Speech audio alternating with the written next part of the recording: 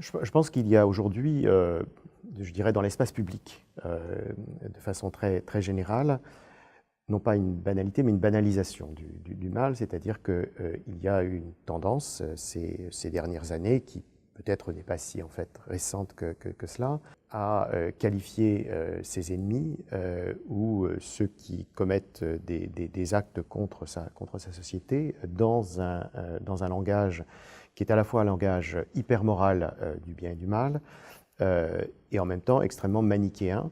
La banalisation de ces catégories, on le voit bien, ont pu entraîner des individus comme des gouvernements à prendre des mesures extrêmes, puisqu'elles étaient justifiées par cette lutte radicale qui devait s'imposer, puisque le mal lui-même était radical. Et je crois donc que cette catégorie du mal qui s'est banalisée, en tout cas chez certains, est à la fois une catégorie qui est inutile d'un point de vue analytique et qui est dangereuse d'un point de vue politique et éthique.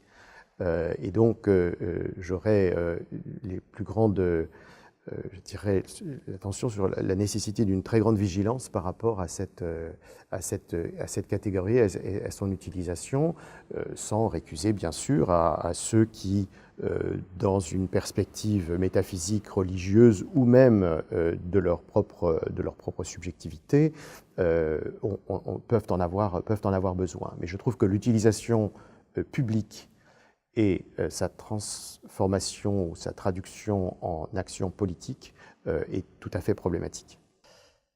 Pour moi, dialoguer avec un philosophe, un théologien et psychanalyste est quelque chose que je considère comme tout à fait naturel. J'ai créé un laboratoire de recherche qui s'appelait l'Institut de recherche interdisciplinaire sur les enjeux sociaux. Donc l'interdisciplinarité était au cœur de notre projet.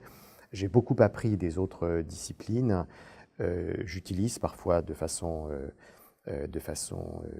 critique, ou en tout cas dans une discussion, des travaux de philosophes, certainement d'historiens, parfois de psychanalystes. Et donc, pour moi, il peut y avoir qu'un enrichissement, même si, dans cet échange, même si ma conviction est que pour les sciences sociales, du moins, la catégorie du mal est une catégorie peu opérante, parfois dangereuse dans ses usages sociaux et politiques, mais précisément, la discussion doit s'engager aussi sur ces éléments.